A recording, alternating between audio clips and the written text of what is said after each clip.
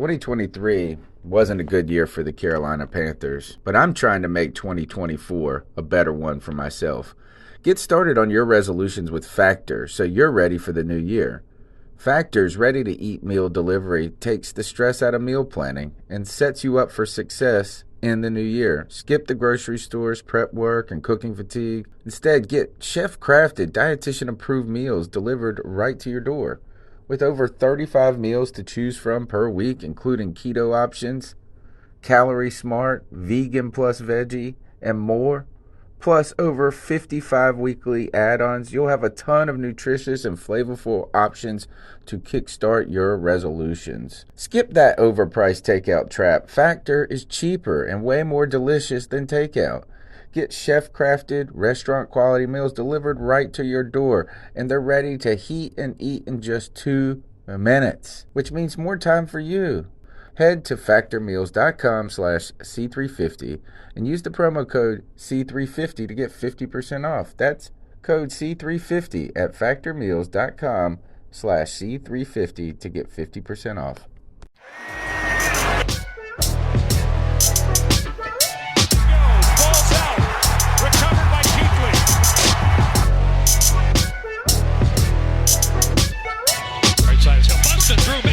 Shaq Thompson for a 3-yard loss. Shaq busting through. My goodness. When you and what we see is North turning offense coming to fruition because Cam is actually a pocket quarterback. Who knew? Oh my goodness. Tackles the Camry, busting through at the 30, 35, 40. Quick race down the right side. Here he goes at the 50, 40 to the Miami 30, 20 at the 10. A swipe with the ankles. They can't get him. Touchdown, Christian McCaffrey. They can't get him. They can't get him. You're right. They can't get him, but you can catch us. It's the C3 Panthers podcast brought to you by CarolinaCatChronicles.com, where every Tuesday night we chop up the latest Panthers news and opinions from the fan perspective. My name is Tony Dunn. You can follow me on Twitter at @cat_chronicles. I'm here tonight with Cody Lashney. What's up, my friend? Tony Dunn, what's up, brother? It's another Tuesday night. There's nothing I'd rather do than talk some Panthers football with the best YouTube chat of Panther fans that there is. Underground West, Tin Tizzy, Scott Thomas, Trill One, Jake DeLone. We're ready to go, man. Ain't nothing to it but to do it, brother. Let's roll. Shout out to Tin Tizzy and people that are in the shindig, right? You can be a part of the show by participating in the chat room, like Cody was saying. The YouTube chat is always fire each and every week. It is one of the best parts of our show, and you can also be a part of the show, have your voice heard, by calling into the Cat Calls line. The number is 252-228-5098. Don't forget to subscribe. Go ahead and smash that thumbs up button. Rank us, rate us, review us, say something mean about us. It doesn't matter. We're trying to grow this Panthers podcast each and every week. We pound it out every week. We haven't missed a week since 2013. That's right, 52 episodes a year. Even on leap years, we take care of business. So tonight's show, I think, is like the 21st of the season, 2021 of the season, starting over after the Super Bowl. And tonight's show is basically what we talk about each and every single week of my life when it comes to football. Tonight's topic, anything you can do, Cam can do better. Yes, he can. Yes, he can. That's Cam right. can do anything better than you. That's right. I mean, he can come on. Look, he makes a YouTube channel. It's better than ours. He throws a football. It's better than mine. He has, well, I've actually had more babies than him at this point. So right now I'm wanting to, I'm winning on that one. All right. But he's closing in on you pretty fast, brother. I do gotta say that. Yeah, you're all right. Is that rumor has it that Kia Proctor's pregnant again? I heard, and I think it's Susan Deans who has been keeping an eye on his Instagram for me on that. So thank you, Susan. I know she'll probably pop in this chat room at some point tonight. All right, not a ton to talk about. Great news there, guys. This is the deadest part of the season where anything that you're talking about now is generally bad news. So the very fact that the list of what we need to talk about in this show in current news is not that great, is not that voluminous, is a good thing. Let's start with this is Donte Jackson. We knew he was fast, Cody, but it turns out, and look, is that we were talking, we saw Ted Ginn. You brought this up maybe a month ago. Ted Ginn was out there talking about how nobody could beat him. He would pay $10,000 to race it. He would bet anybody $10,000. So supposedly he put on this event, and what I assume it was like a bracket challenge of fast guys in the NFL racing head to head in the 40 time, and Donte Jackson had a little something to show him. Yes, he did. And real quickly, shout out to Jake Delhomme, who said you guys switch sides. Used to seeing Tony on the left. Yeah, that is right. I'm obsessive compulsive. I do prefer to be on the right, but we'll let it slide tonight. So, yeah, Ted Ginn orchestrated a event called 40 Yards of Gold. And it had a bunch of big-name NFL talent and even some guys that are lesser known that you maybe haven't heard of before. Competing for $1 million. And how about this? Before I show the clips, Ted Ginn, who was supposed to be, according to him, the fastest man in the NFL, didn't even compete in the competition. So I don't know if Ted was just scared. Maybe he was afraid the age had caught up with him. I don't know. But our first clip is Donte Jackson going up against John Franklin III, who was a member of Last Chance University, if you're a fan of that, on Netflix. Donte is at the bottom in this clip.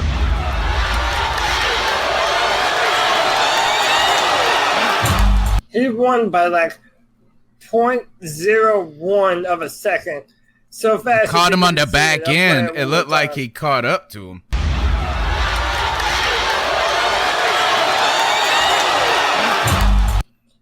Just flying, man. Absolutely flying. Apparently that John Franklin guy ran like a 1 point or a 1 point. He ran like a world record time at his pro day, but apparently it was never verified. So that's Donte Jackson just smoking him.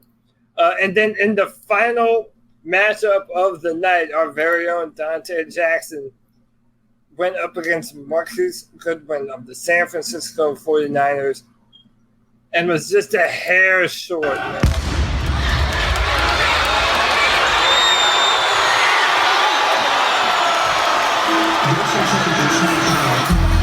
Dude, those dudes are flying, bro.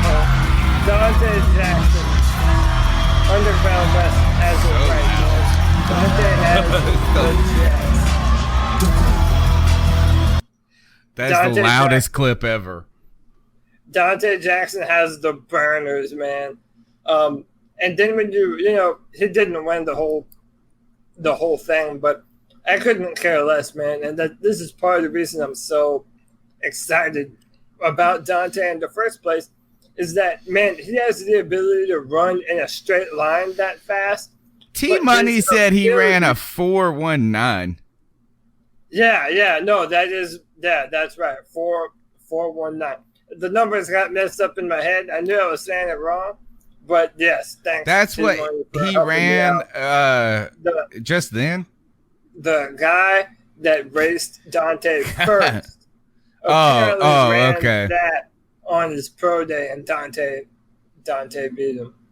But yeah, the ability to move sideline to sideline, flip his hips, and maintain that kind of down the field speed, man, that's what you want in a shutdown corner, and that's what we have in Donte Jackson.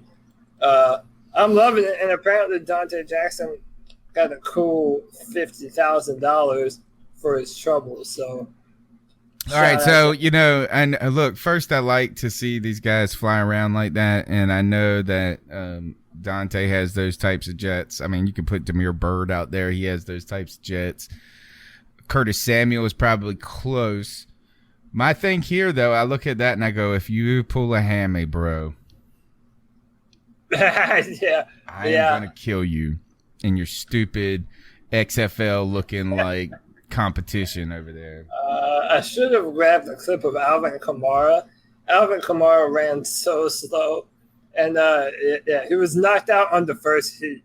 and I forget by who, but that Alvin Kamara got dusted, son. All right, so Donte Jackson's still fast.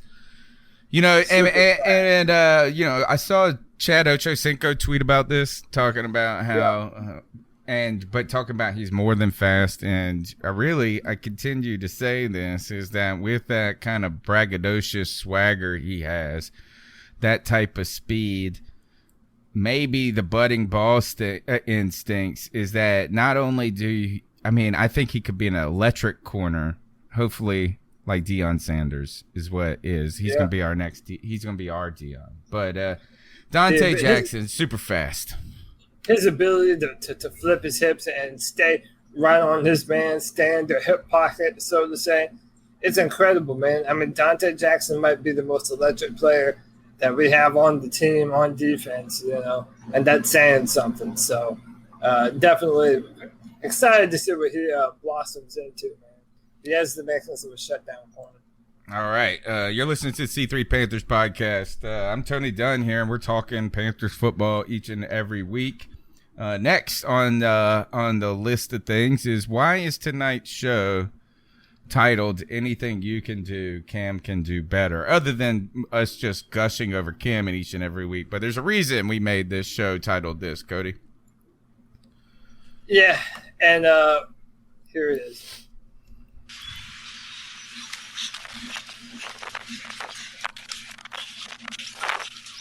Good Lord. Cam Newton catching the ball like Odell Beckham Jr., turning around, one-handed grab. He caught that with his right hand. That's the throwing hand, baby. So, look at this as you see him lift his arm up and back. That is what we want to be able to see him do. Yeah, man. A lot of good signs here. A lot of good signs about Cam Newton coming back, looking happy, looking healthy, maybe feeling better with a team around him that arguably has some of the most offensive talent that he's seen and his time as an NFL quarterback or been at the head of. Second year with Norv Turner. But this was this was a fun grab. You know, Cam Newton's always likes to do this ever since the Odell Beckham Jr. video. He goes in warm-ups every game, and they do this. But he was running pretty dang fast down that line. He won't just jogging. And that was a real football. What a hell of a throw. Hell of a throw, hell of a catch. Kelvin Benjamin could never, son. What's good? You know, Cam Newton, and Tony, I was wanting to ask you this. You know, do you think that it's a travesty that Cam Newton has not caught a touchdown pass in the NFL? Like, we have this dynamic quarterback, and we haven't done, everyone saw what Philadelphia did in the Super Bowl, doing Philly, and now Baker Mayfield's doing it. Like, the fact that we have a weapon like Cam Newton, come on, we have to get someone to throw Cam Newton a pass at some point in time. Let him catch a touchdown, have a receiving touchdown. I feel he deserves it. It's one of those things that you feel like should happen when you see those other guys do it. Yeah. I always feel like it's stupid anyway when they run the Wildcat and they put the quarterback out there. I don't really understand it to the point. I guess they do it so you can't substitute defensively at that point, and then the quarterback goes out there and trots down there like a wide receiver and then doesn't do anything, but Cam Newton actually could be a legitimate. I bet you that Cam Newton could be a better receiving career than Kelvin Benjamin if he's turned over to a wide receiver today. Oh, without question, it could. But that's not fair. It's not too hard to be better than Kelvin Benjamin.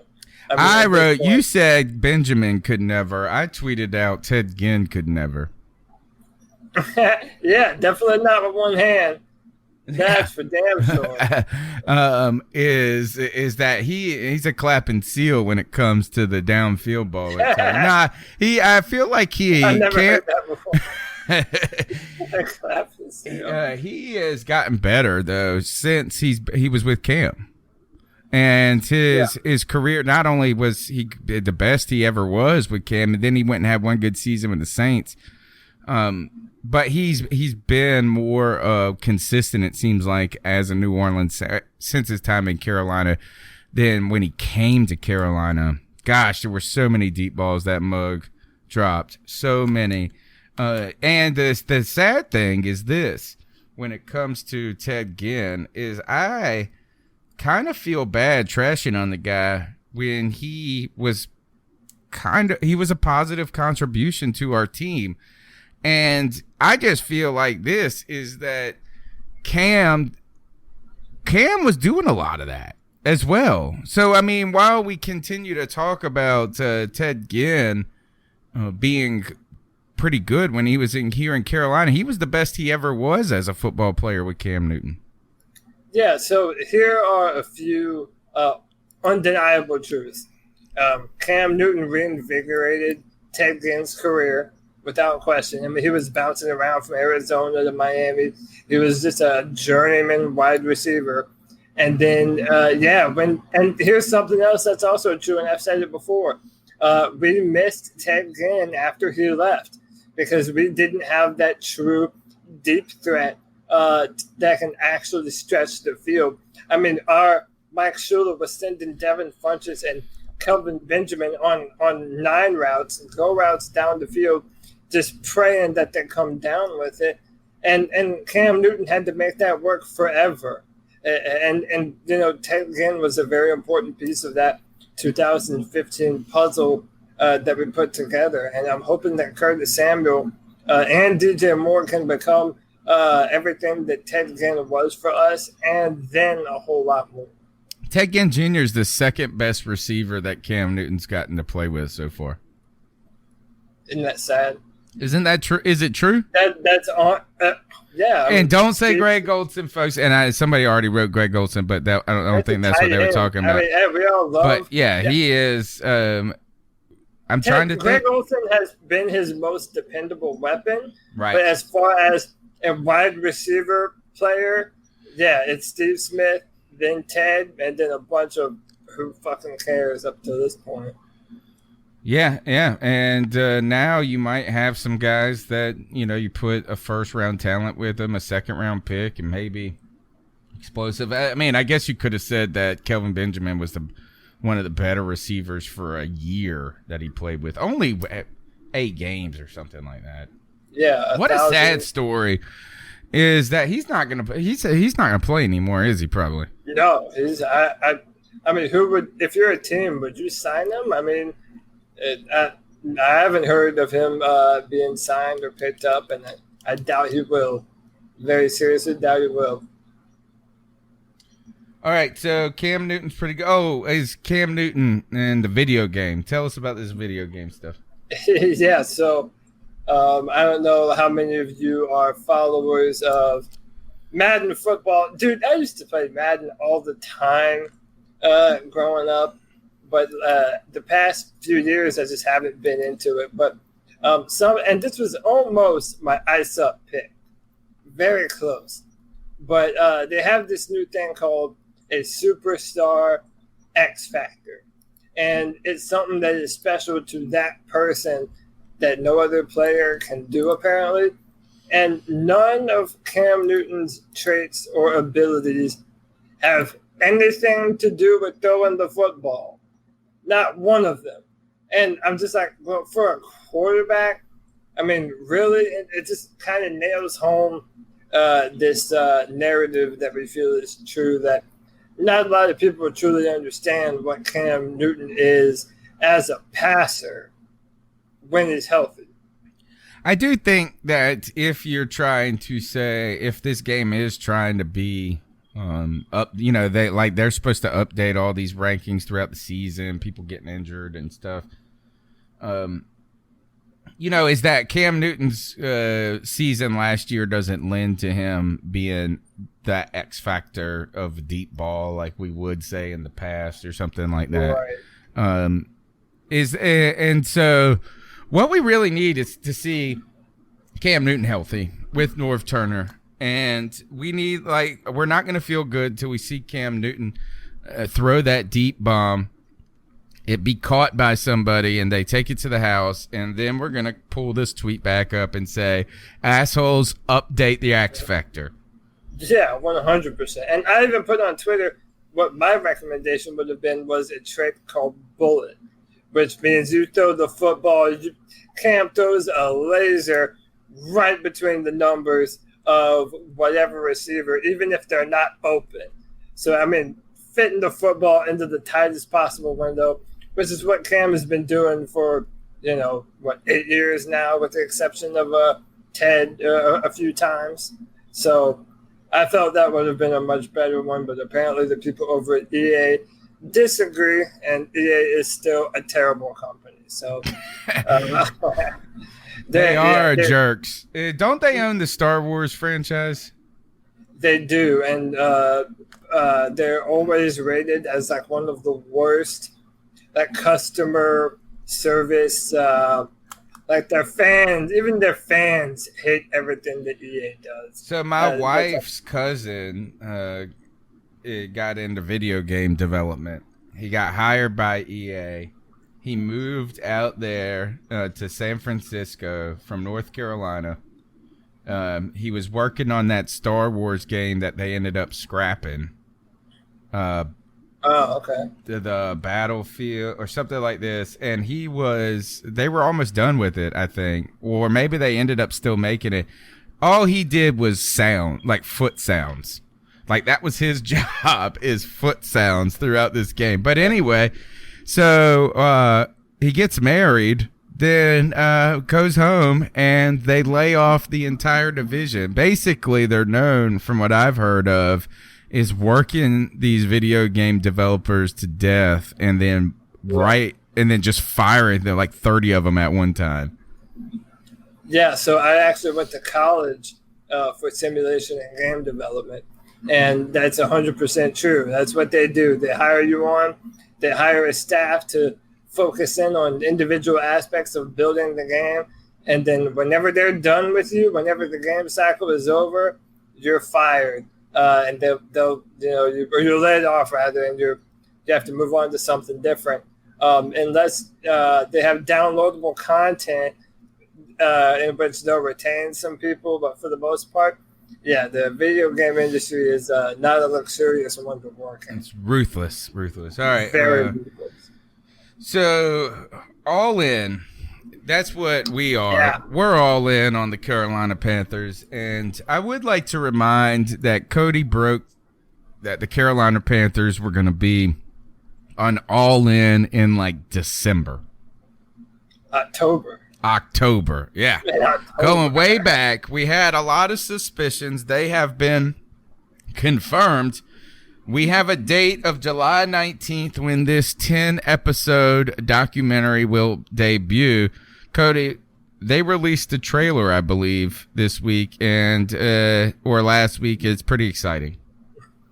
Yes, they did, man. And listen, I hope that everyone in Panther Nation is as excited about this as I am. I am pumped for this. I love documentaries as it is. But, hell, I told this to Tony before the show. If you're us, this is a gold mine, man. We are going to have a 10-hour documentary series about the Carolina Panthers, and we're going to be able to do a deep dive on a lot of information. But I want everyone to watch this season with us, and here's a little bit of a taste to wet your whistle and hopefully get you as excited about it as I am. How good are the Panthers right now? To me, it feels like this is a team that was built to win a Super Bowl. The band's back. Expectations are high. We got young guys that's hungry. I got my muscles on now. Got leadership, got talent. That's another day to get better, baby. Everything to win a championship is in this room. May sound a little bougie, but You look good, play good. You play good, they pay good.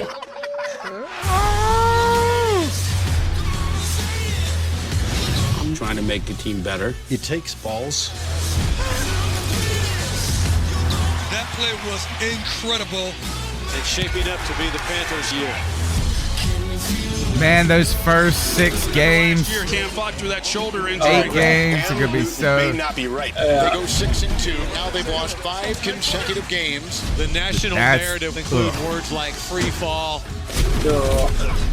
Carolina's done. They expect you guys to roll over. Defy them and fight!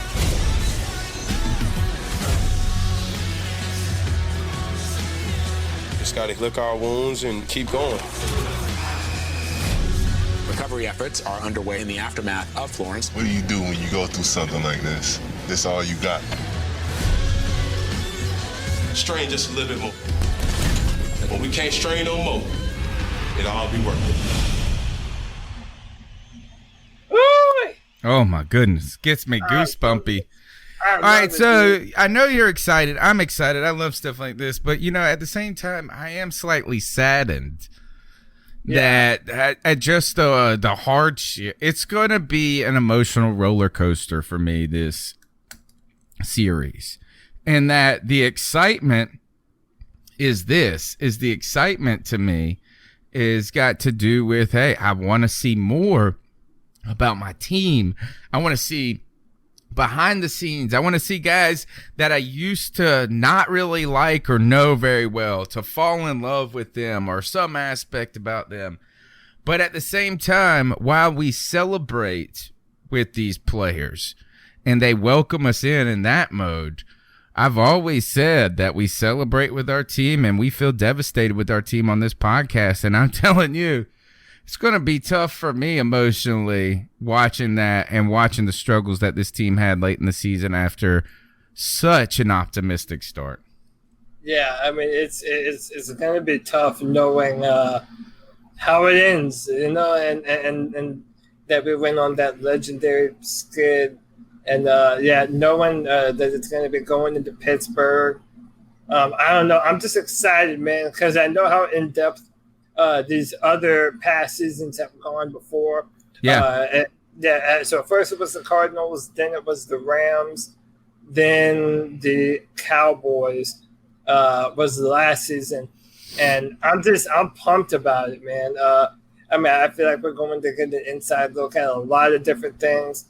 And I guess this is what Tony and I were kind of talking about a little bit before the show.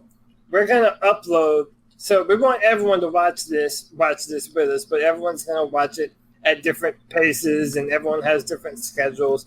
So we're going to upload video breakdowns of episodes 1 through 3, then 4 through 6, and so on and so forth. And then we'll upload that into separate YouTube videos talking about all the details of everything that happened in those episodes.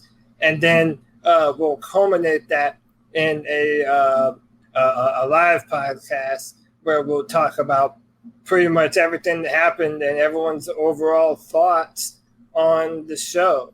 It might be subject to change a little bit, but we feel that's the best way to make all of that content digestible. Yeah, so we're going to have, everybody's going to want to talk about this, particularly as we lead up to training camp. It is going to generate so much enthusiasm for this team, hopefully. But we also don't want to play spoiler the whole time. So that's why we decided that I think it's best for us to do a separate podcast. I mean, it'll still be on this feed. You won't have to subscribe to anything. And we'll just do that. And if you haven't seen the show, and we'll make a playlist of them or later so you can go back and listen to them after you've watched the show so we don't spoil. And we'll tease some little subject lines that are on the Tuesday night show. But yeah, we are super excited, just like we're super excited to see Josh from MASH in the chat room. What's up, Josh? What's up? Everybody, man, Brad and Taylor's in here. Jake DeLome's in here. And I saw it was... Was it, who said, only 3. Somebody said this earlier. Maybe it was Mr. Froth. Said, do you think we'll see any Cap this year? My question, what's the over-under you see him in the All-In series? Say that one more time. Like the over-under of times we actually see Cameron Artis Payne in the show. I will wonder if we see him maybe twice. 2 times? Yeah, 2 times. That's what I said. And you won't even know it's him. No. You'll be like, who's that guy? He looks like he is a good fella. They're never even going to, like sometimes when a person comes up, they'll put their name up on the screen so you know who you're looking at. They're not even, there won't even be a thing where you see Cameron Artis' name. No. They're not even going to show his name at any point at all during the season. Now, Captain Munderland, you might see a lot of, but Cameron Artis Payne probably not so much. All right. All right. So now, actually, let's do this real quick before we get into our QB rank. That is going to be exciting. What's the storylines you're interested in seeing? So I know we talked about this a little bit before. Cam Newton, obviously, and how they handled the shoulder. What prompted the firing of the 3 coaches around mid-season, and how that came about, and how much airtime did those guys end up receiving beforehand. So how well will we come to know the coaches that were fired? That'll be an interesting one. Ron Rivera and how he handles the locker room during that depressing Boy, I tell you, I was upset because I felt like he was getting beat down in that feeling, but in that part, but he looked pretty dang fiery in that clip. Yeah, he did. And listen, if you believe the players, they all said that they never lost faith in Ron Rivera. They never felt that he lost the locker room. And I don't think we're going to call them liars. I still... we all have our feelings about Ron Rivera and his ability to change. But, I mean, from the looks of it, Ron Rivera has always been a real leader in that locker room who, carries a lot of respect from the players. Who ended up playing left tackle for us last year? Remind me. Clark, Greg Clark, the dude off the sofa, man. Jesus, really? Yeah, dude, we're both getting old, man. I'm just saying I'm interested. That's the one I want to see what they say about Eric Washington and how that all that goes. But I feel that's just kind of parroting what you said about the coaches. But that those problems with Khalil, that was the year before he had the neck problem. Yeah, that was the year before. But his brother. Matt Khalil. I kind of like to see if they how they handle that. Did they ever show him just sitting on a park bench eating popcorn or something? Happy. He's the happiest mug in the whole room all the time. Yeah. He's the guy that's always happy. Cam over there sulking, and Matt Khalil is just over there just enjoying his life. Let's see other storylines. I'd be interested. I think Donte Jackson. Oh, the Eric Reed story. They are going to make a whole episode on that. There's going to be more than one, man. Remember when you freaked out on Malcolm Jenkins in Philadelphia? Dude, they have some content for this season, man. Like, it didn't end the way we wanted to, but a lot of stuff happened. What happened when Devin Funchess went to Detroit, shit the bed, and essentially never saw the field again. You saw him crying in that video. Yeah, and at the end of the trailer, he's on the sideline or on the practice field, and there's a coach sitting next to him, and he's like visibly upset about something, like crying or something. They left the croutons off his salad. Oh, poor thing. Sorry. All right. All in. I'm excited about it. There's going to be tons to talk about with that. And if you don't, first is who doesn't have Amazon Prime? That's what I want to say at this point. Josh from Mass. He said he's not getting it either. Holy cow. How do you not have Amazon Prime? That's like crazy. I know. It's like I feel like that's like having the internet almost now. Jeff Bezos is my father at this point. And he does not care about your ass at all. No, he don't give a fuck. There's no college fund. There's none of that. I'm on my own. Yeah. So now one other thing about this All-In series, Cody, is Tepper comes in here. We have a new owner last year. Suddenly, after scandal, all the scandal breaks. And in the previous with Jerry Richardson, we get this new owner in. There's a lot of buzz. They're going to talk about the field probably. He's done the Hall of Honor. He has been drumming up a lot of talk about the Panthers and manufacturing it in a way that we haven't maybe seen the team do ever. Listen, man. I give David Tepper an A+ for everything that he's done thus far. And how about this? We never talked about this on the show. There's going to be a mega headquarters opening up in Rock Hill, South Carolina, a brand new state-of-the-art practice facility that apparently Governor McMaster bent over backwards for. That crazy, man. He has not stopped moving and working. No, he retired from his other business. Yeah, he's essentially now he is the owner of the Panthers. Apparently, he didn't shut down Appaloosa, but it's not operating as it was, as far as I'm concerned, or as far as I've heard. Yeah. I mean, and I don't know if you guys saw it. Did you guys see that Brian Strickland's leaving the media department?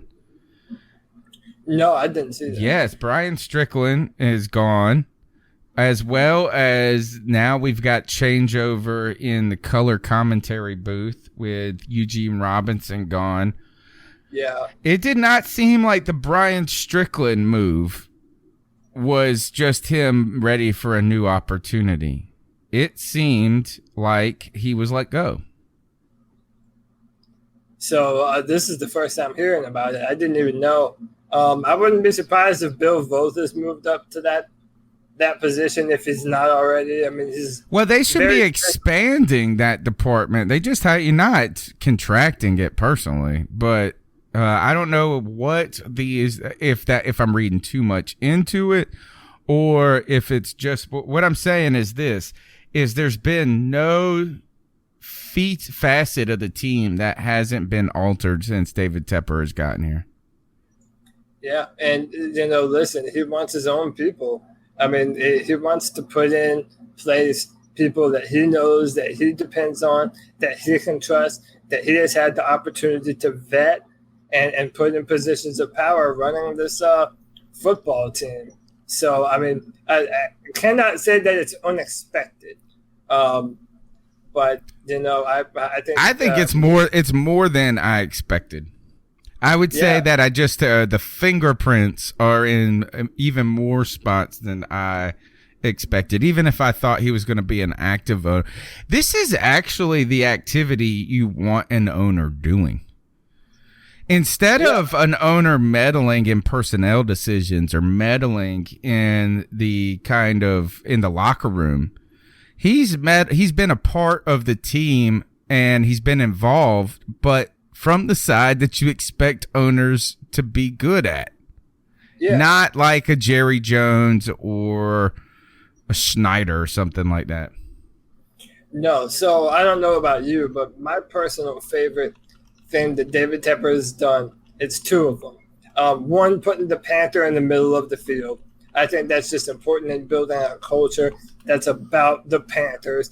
When you're in Bank of America Stadium, you're in our home, and you need to know it. This isn't the NFL's home. It's the Panthers' home. I loved that move. And also the uniforms. Man, last season, they mix and matched so many different pants and socks. And maybe to other people, that's like a little deal. But I loved it. I loved how many times we saw the black-on-black uniforms. No, they're not jinxed. I promise you. I think they are now. I love it. I think that they need a helmet. The problem is they're incomplete. They need a black helmet. Yeah, I do think so. I do agree with you there.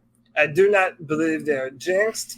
We just wore them in the wrong year. when we wear them this year, we're gonna look badass, dirt stomping some fools in our all blacks. All right, so fun things there to be excited about. The Panthers, I mean, you're going to watch All-In, then you're going to start getting news from Panthers training camp, then it's going to be fantasy football time, and before you know it, we will be in the middle of the season, kind of scared as each week goes by that we're closer to the end of it. That's always the crazy thing about football, I feel like, is that the whole year I'm ready for it to start. And then every week it happens, I'm like, oh, God, we're 1 week close. It's kind of like vacation. When you're on vacation and you start going, oh, we only got 3 days left.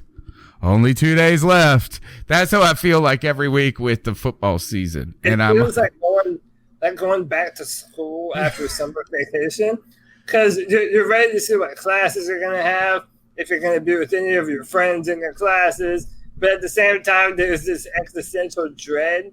It's like, oh, fucking going back to school. And you know it's about to kick up a lot of emotions, good and bad. We're going to be busy. We'll have a post-game show. We got all this stuff going. It's going to be fun. We'll have – the crazy thing is this. If we talk this much when we ain't got nothing to talk about, wait until you give us too much to talk about. 5-hour podcast. Here it comes. All right, you're listening to the C3 Panthers podcast. Tonight's show is anything you can do, Cam can do better. My name is Tony Dunn. You can follow me at @cat_Chronicles. Cody, where can they get at you on Twitter?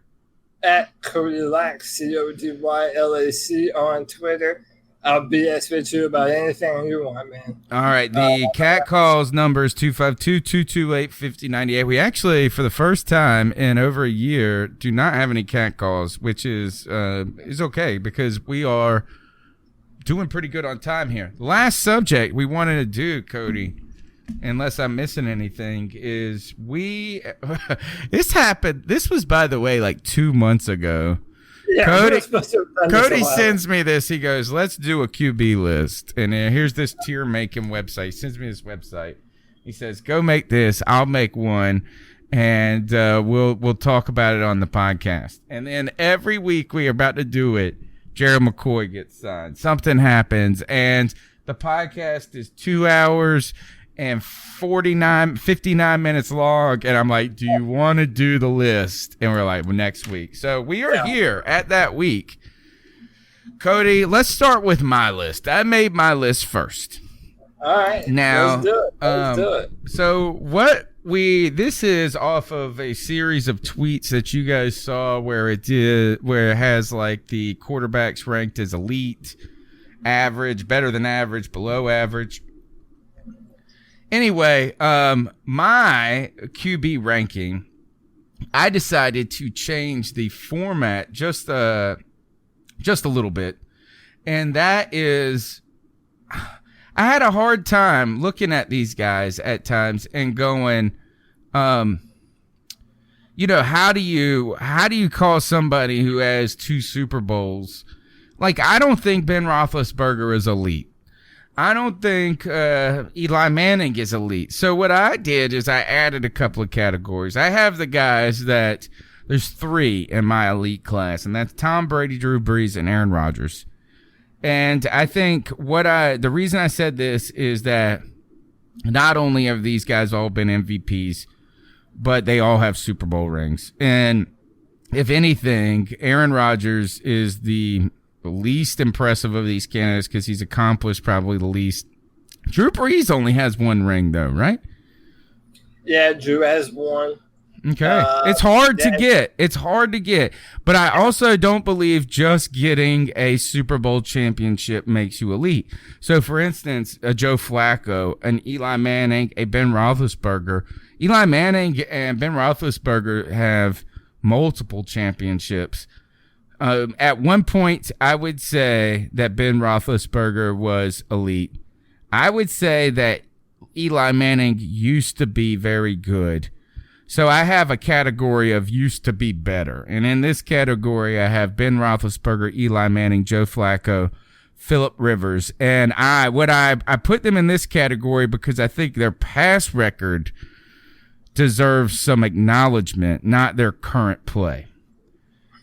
And then sandwiched in between elite and used to be better is where I have this category of budding elite. Now, and that is, some of this is potential based, some of it's we've seen. So, for instance, a Cam Newton and a Russell Wilson and a Matt Ryan, I feel like we have seen, they've been MVPs.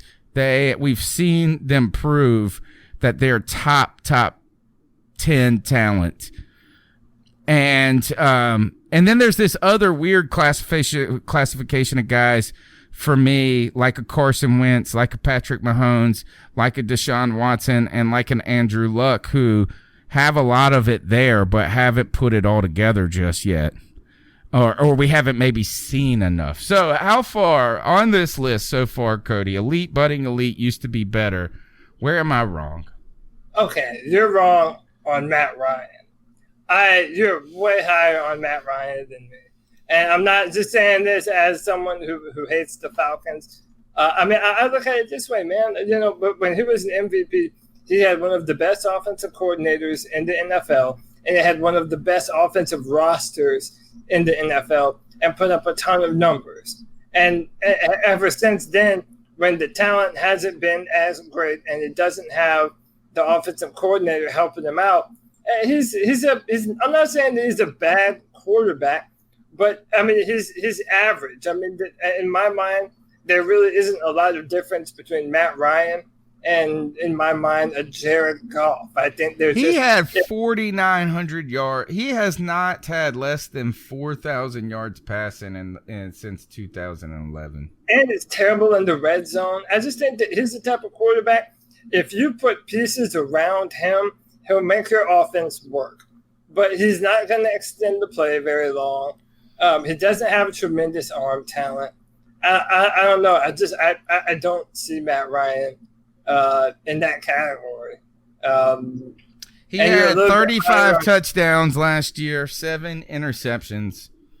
I felt like he had to do here is that in 2014, in 2015, I would not have said this. I thought his career was good, was trending down. I thought we were starting to finally see that the zebra had stripes, because I agree. At one point, he was a turnover machine. He liked to, there's some different, but since 2015, since 2016, he's had 3 really good seasons in a row.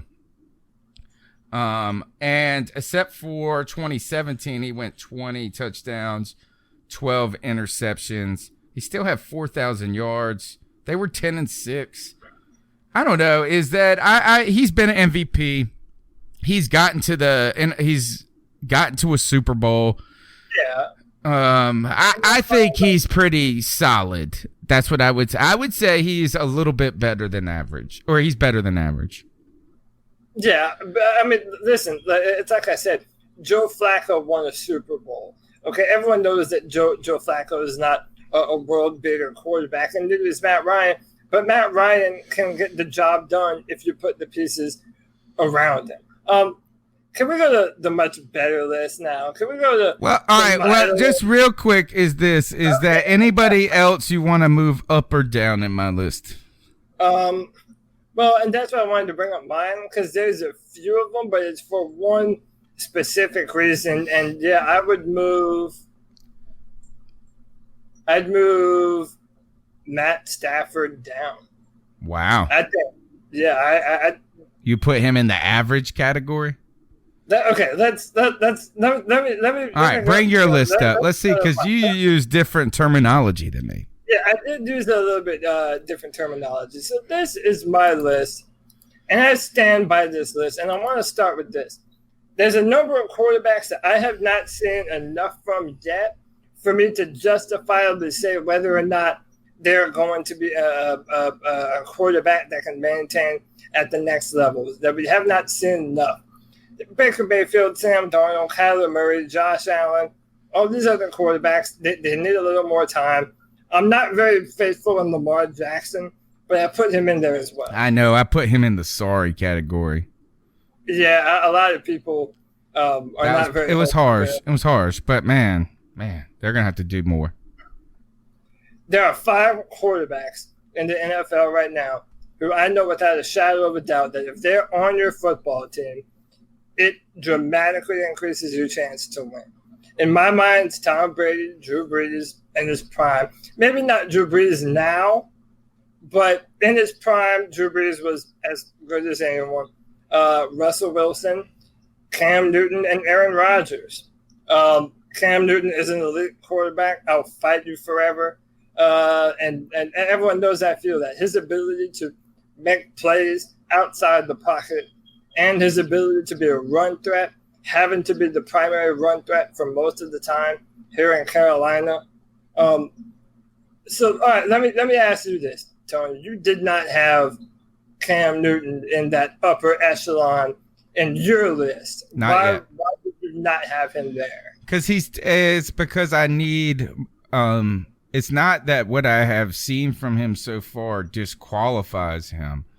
Is that it's the consistency and the longevity that I feel like is, you know what, I will put Cam Newton as the elite quarterback, and he takes the next evolutionary step, which I believe he can, and that is to just kind of refine the next level of the game. I would say each one of those quarterbacks, at least for Tom Brady and Drew Brees, I think we could see this, and that is that their career had an arc. It's not been the same throughout. And I don't need him to be the same player. I think if Cam Newton gets a Super Bowl, I think easily I would say right away that would propel him there. In fact, to me, that's the only reason that Russell Wilson deserves to be there. And that's why I have him in my budding elite, is because I think he's really, really good. But I also don't think – I think you could put Drew Brees on any team, and that all of a sudden they go from nobodies to a great team by themselves offensively when he was in his prime. I don't know if Russell Wilson is that caliber of player. Maybe I would even say arguably that Cam Newton has more of the traits to be that than even Russell Wilson. He had a good run though. He's got Super Bowls. So that's why I'm okay with that there. And Josh from Mass said it's time to push Rodgers down the list. And I'm wondering if that's a reasonable conversation to have, because to me, he was the guy for so long. I would have taken over Drew Brees or Tom Brady right away, but now there's a lot of smoke, and where there's smoke, there is fire. So he definitely had a bad last season. So this is my mindset. When you have Tom Brady or Drew Brees, you have elite offensive minds that are diligent, they're hard workers, and they know where to go with the football. The next 3 in my elite category are what I kind of refer to as elite creators, so to say, in that if everything is crumbling around them, Aaron Rodgers, Russell Wilson, and Cam Newton will extend the play and give life to your down. Their ability to evade pressure, their ability to be a run threat, and their ability to make throws on the run. I mean, listen, to the ability that they do it, it's incredible. They're on another level with it. And I think when you look at the amount of talent that Cam Newton has had to play with and how he has been the real primary offensive weapon for such a long time here in Carolina, you and I were just talking about Steve Smith and then Ted Ginn. You know, Cam Newton has had to do so much but so little forever. Jake Delhomme says, please stop saying the B word. Just refer to him as the person who shall not be named. Referring to someone whose name sounds like a gust of wind. Yeah, like a fart in the wind.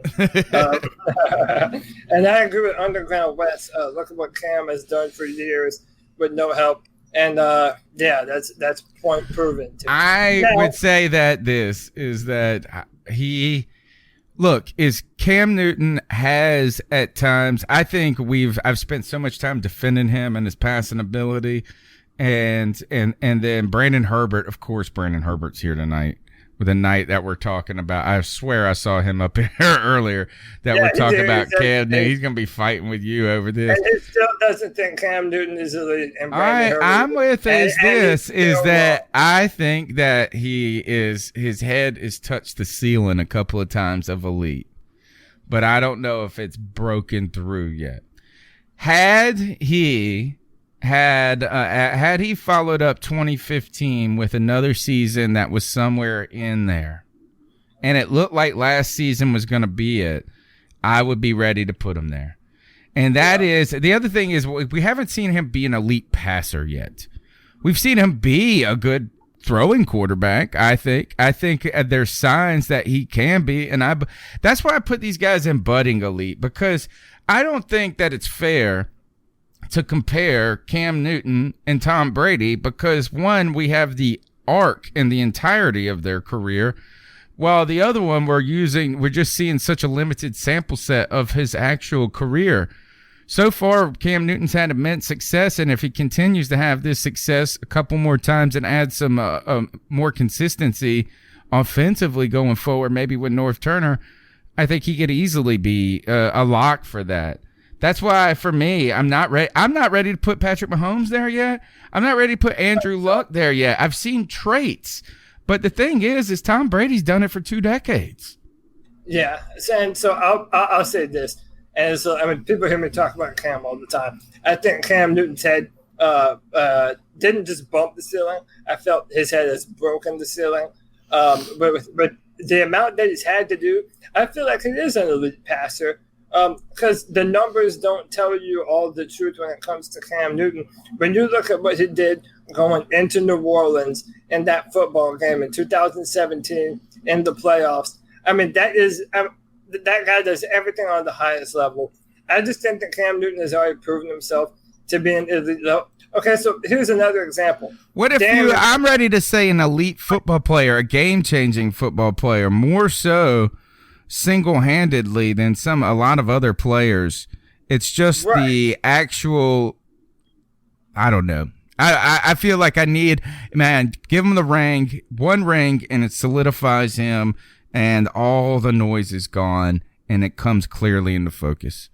So, Dan Marino, for example, regarded as one of the best quarterbacks of all time, but he never won a Super Bowl. So does that bump him down? I mean, it's a team sport. There's so many different moving parts and moving pieces that, sometimes the best players will never win a Super Bowl. Sure.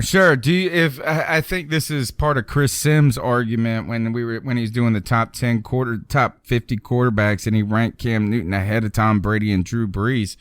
And what his argument was, now he's saying at this point in their career currently, but I do think, there's some merit here, is that if you would have put Cam Newton with Sean Payton for the last 10 years, right, 100%. would they have been better, worse, the same, or just different? Right. I don't know. It's apples and oranges. But here is that while you got to factor that in. And I think that's one of the reasons too, just because a guy has a Super Bowl ring like an Eli Manning or Ben Roethlisberger, I wasn't ready, or Joe Flacco, that doesn't automatically enshrine them. And as well as, look, Jared Goff on this list, we didn't all of a sudden start calling him elite because we are crediting a ton of that success to Sean McVay. So Tom Brady has been with Bill Belichick, the best football coach of our generation. That has helped him. Drew Brees, when he put him with Sean Payton, peanut butter and jelly together. Cam Newton has done a ton with a lot less. But yes, I want to see, I do believe that we haven't seen the best of Cam Newton as a quarterback, which that is why I classify him as budding. Okay, and I get that we're splitting hairs. I think that he's already an elite quarterback, and I think his numbers, to anyone mentioning the numbers, that's so stupid, because the Panthers don't really even have a super pass-happy offense like a lot of other teams do anyway. So the fact that Cam Newton does put up the numbers that he does is a testament to what he's able to do. But I wanted to mention for a second my next tier. Everyone in the semi-elite category, in my mind, has the potential to move up. I genuinely believe that Patrick Mahomes. Right. 5 years. Give us 5 years, and it would be different. These guys are going to absolutely. They're already household names. I think Deshaun Watson. Watson just got baptized in the River Jordan, brother. He's about to become the next Russell Wilson. Jesus is going to smile on Deshaun Watson. I think he's my favorite on this list, though, out of this group right here. Yeah, for sure. Dude, I'm a Clemson fan. Yeah, okay? He's good. I love me some Deshaun Watson. And then we get to the part of the list where, and this is what I was talking about. This next tier of players are the kind of players that they're not the best, they're not the most talented, but if you put a good football team around these men, I think that these are good enough quarterbacks to win you a Super Bowl. It's everyone from here down that I'm not sure about. Nick Foles, Matt Ryan. Like I said, I don't feel Matt Ryan is an elite level anything in my mind. Boy, Trubisky went all the way up there. He got up there quick. Yeah, I don't shit on Mitch like everyone else does. I think Mitch has a lot of potential. I don't think, especially once he puts more seasoning, that he'll be a liability to the football team. Phillip Rivers, and then everyone below this, I just don't know if they're ever that they're not enough on, especially now, on their own to win the Super Bowl. You cannot depend on that quarterback. In my mind, you cannot depend on the quarterback to take you all the way. Matthew Stafford. Listen, Matthew Stafford has not won a playoff game at all in his career, and he was drafted. 2007. Come on, how long? It is the dysfunction of Detroit. There is so much terribleness there, but you're right. Is that we've seen a lot. He's had opportunity. To me, though, a name on this list right here that is going back to our conversation about Cam and what rings what they do and don't do for your legacy or our feelings. Phillip Rivers is the guy on this list to me that I've never seen as an elite quarterback that everybody says has. And while he puts up some gaudy numbers and he's been in the league for a long time, he has never gotten his team over the hump either. No. And there were years recently when Aaron Rodgers was hurt. The division was wide open. Case Keenum was the quarterback in Minnesota, and he still couldn't get it done. I don't know. I don't think Stafford. Who are you talking? Oh, yeah. Stafford. Sorry. We're back on Stafford. Yeah. Gotcha. And that's what I was saying with Stafford. And Susan Dean's dropping a love bomb. Hello there, Susan. You know we love you. And then another thing, and Brandon Herbert says, and you put Pat below Cam Newton, you're a trip. Or I'm not wooed by one season of football. Right. Yeah. I don't think is that what we saw was exciting. But is that it could be lightning in a bottle for all we know. He could, if he gets his leg ripped off and his career ends, that's like saying Bo Jackson. We saw, Bo Jackson was going to be the best football player ever, but he wasn't. Right. And then another thing is look at the amount of talent that is on that Kansas City. That was a playoff football team the year before without Patrick Mahomes. Now, don't get me wrong. I am not shitting on And you have been a giant Patrick Mahomes fan. Let's give it that. More so than I have. I am not ready to put him as elite yet. I think that Patrick Mahomes is and is going to be an incredible quarterback for a very long time. But I have seen Cam Newton do far more with far less. Now, maybe he hasn't thrown for 50 touchdowns, but again, look at the offensive coordinators that he's had.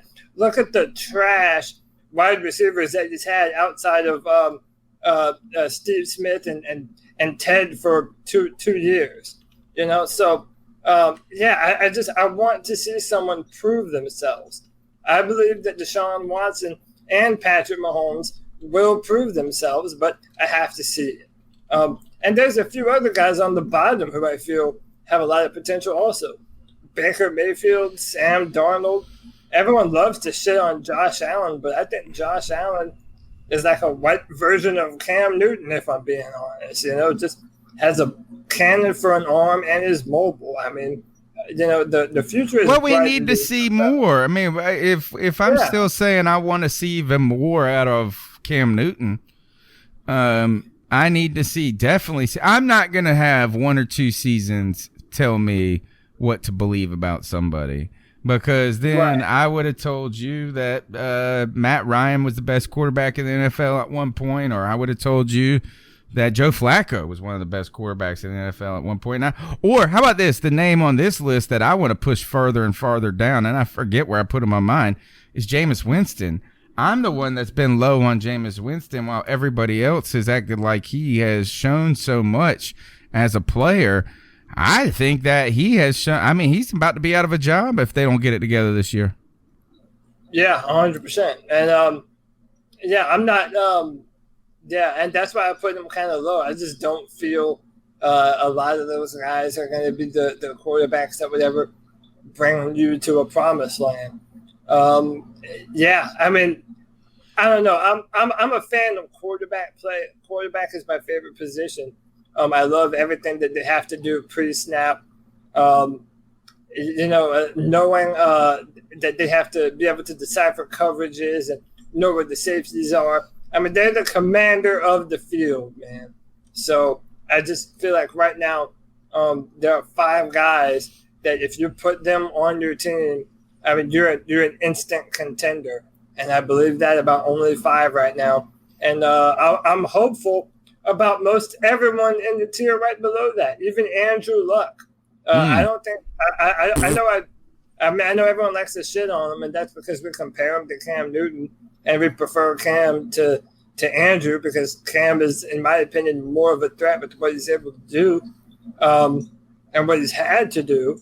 But I think Andrew Luck is a damn good quarterback too, and I could easily see a scenario. I tell you this, I'd put Andrew Luck as my quarterback before I'd put Matt Ryan.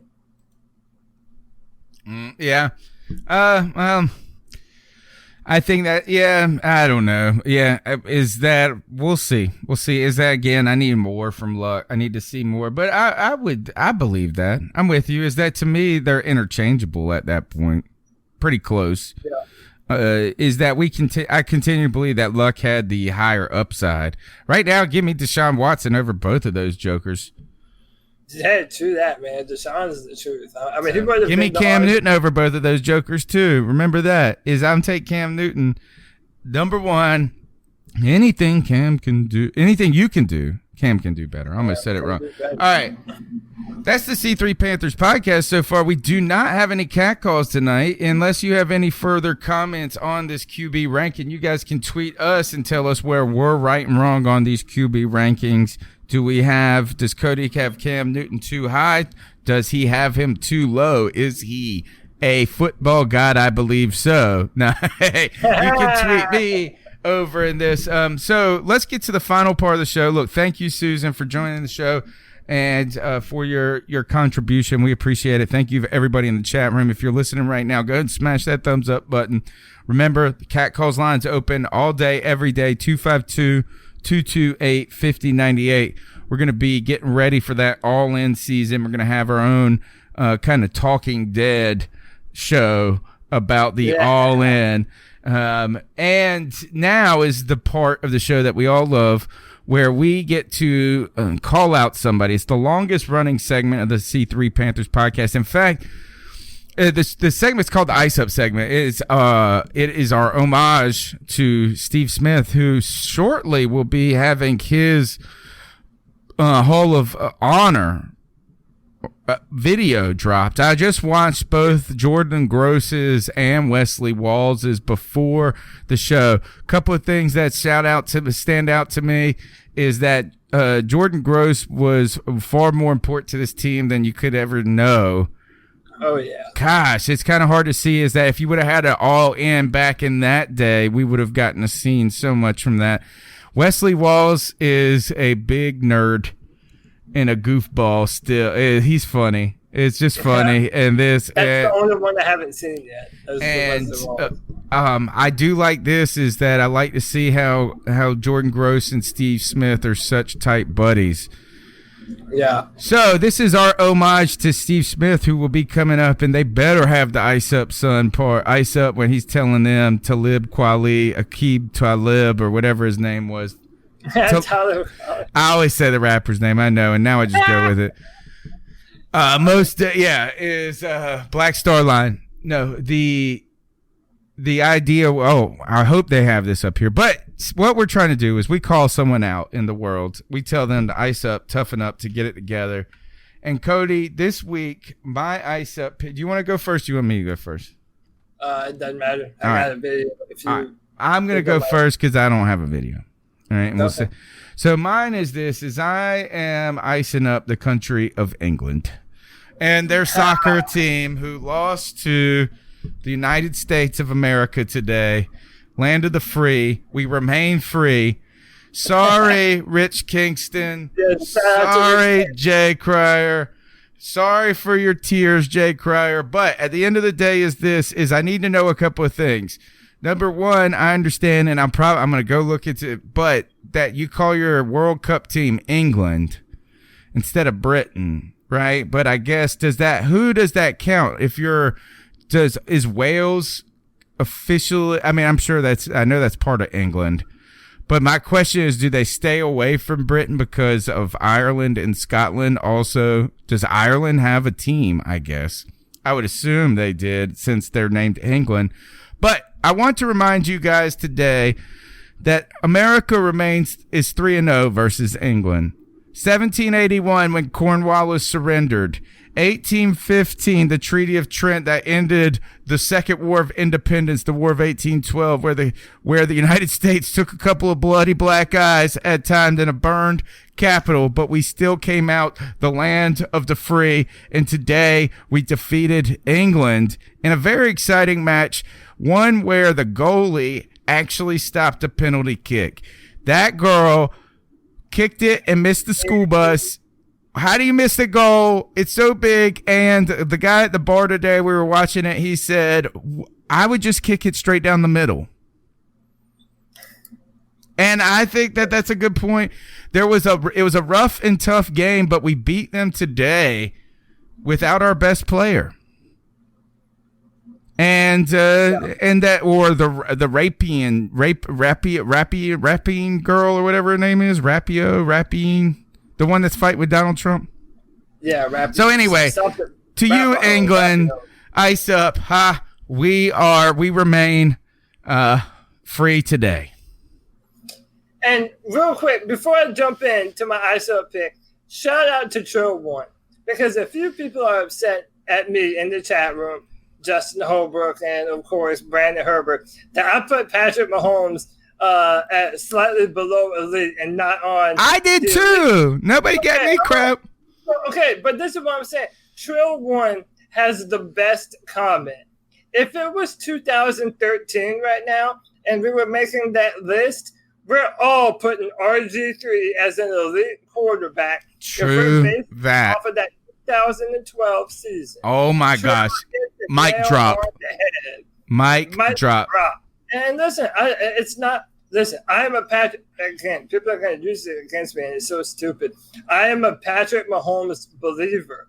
I am a huge fan of Patrick Mahomes. The man is incredible. I mean, the man is absolutely incredible. I just want to see you do it more than once. I would have said that about Cam Newton. I would have said that about absolutely anyone. I think that's fair. So that's my justification. Now let's talk about some crooked cops. All right. Some crooked cops.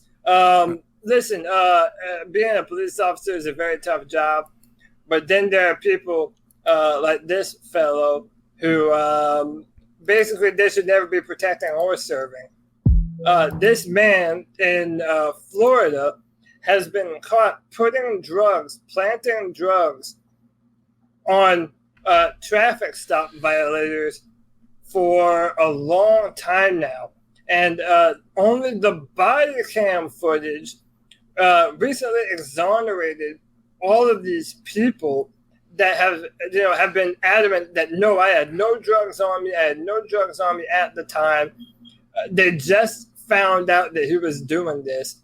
And then they found out that he's been doing it for a long ass time. And I believe there are over. So they fired him, but he has done this to multiple people. Do you know how many people's lives you ruined that way? Ruined their lives over financial ruin, reputation ruin, jobs ruin. Just ruins people's lives. I mean, there are people. And what kind of dumbass does this when there's a camera? Yeah, there's a body. I know, and that's the reason why. Did he miss the meeting where they said we put body cameras in yesterday? What kind of dumbass knows he's being filmed and still does this? Come on, like he's not even trying, man. This is not James Bond we're talking about. This is a graded dipshit who tried to ruin the lives of people that didn't deserve it. So to pieces of shit like this, ice up, son. All right, ice up. So you heard it here, is that we are excited about Panthers football. That's why we do this every Tuesday. First, I do want to thanks to everybody that was in the chat room tonight. I want to give a shout out. Hold on.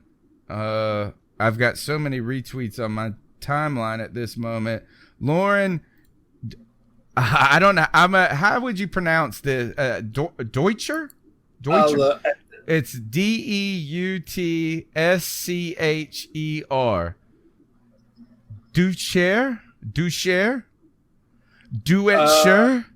Duetcher.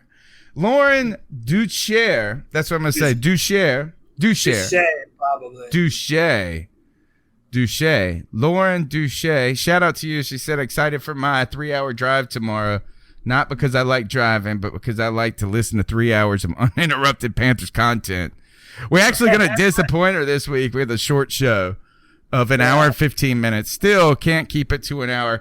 My name's Tony Dunn. It's the C3 Panthers podcast. We're here every Tuesday night. We appreciate your support. You can continue to support us by just tuning in, sharing the show with a friend. Send this link like Lauren does and tweets it out. Just that alone lets one other person find out about our podcast, because there's a bazillion podcasts out there. The hard part is finding the ones that fit you and that mesh with your life perfectly. And we believe that this show is made for most Panther fans. So we want you all to be a part of it. Thank you for your support. Follow me on Twitter at @cat_chronicles. Cody, where can they find you? At Cody Lack, CODYLAC on Twitter. If you disagree with my rankings, hit me up. Let me know. As long as you're respectful, we can have a conversation until the cows come home. I don't care. All right. We'll see you next Tuesday. And until then, keep pounding. Keep pounding. Subscribe to the C3 Carolina Panthers podcast on iTunes, Stitcher, YouTube, or anywhere you can catch an RSS feed. Check out CarolinaCatChronicles.com for the latest Panthers news and opinions from the fan perspective. Great cash, homie.